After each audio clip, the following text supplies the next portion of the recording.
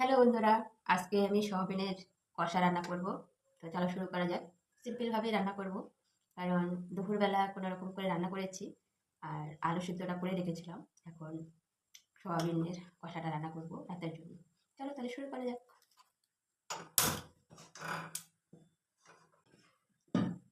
আলুগুলো কেটে রেখেছি।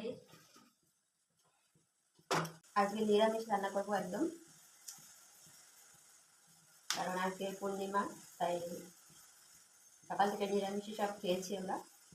তো রাতেরটাও একদম নিরামিষ করব, খুব সিম্পল হবে। গাছের পটল এনে রেখেছে একটা, এটা কালকে রান্না করব। সয়াবিনটাকে আগে ভেজে নেব।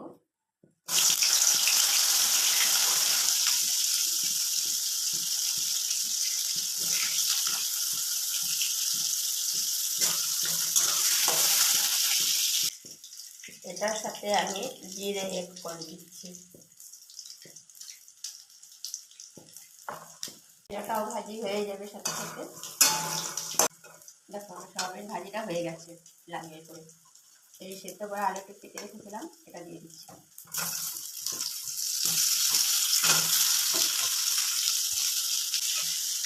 ক্ষণে ক্ষণে লবণ দিয়ে দেবো।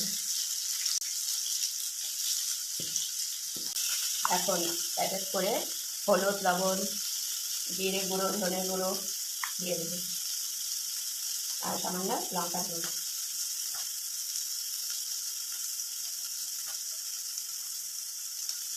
সোয়াবিন কষাতে একটু পেঁয়াজ দিলে খুব ভালো হয়, কারণ আজকে নিরামিষের জন্য আর দিলাম না।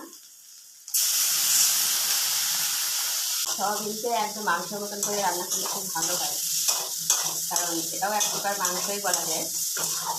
কারণ ছোটোবেলায় সোয়াবিনকে আমি মাংসই ভাবতাম।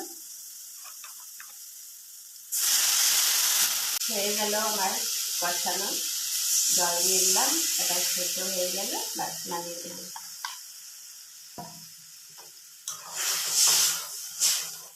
খুব সিম্পলভাবে রান্না করে ফেললাম। আমার তরকারি হয়ে এসছে। একটু ধনে পাতা থাকলে খুব ভালো হতো, কারণ নিরামিষ তরকারিতে একটু ধনে পাতা হলে খুব ভালো হয়। নেই আর কি করা যাবে। ঘুরতে যাই, পরোটার সাথে এই আলু আর সয়াবিনের পাতলা ঝোলটা যে দেয়, খুব ভালো লাগে বাইরে খেতে।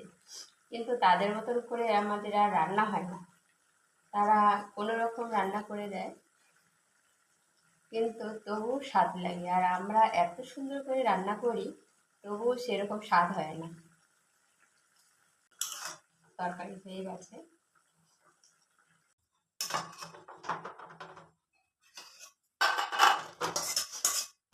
দেখো সবজি হয়ে গেছে আমার সিম্পলভাবে।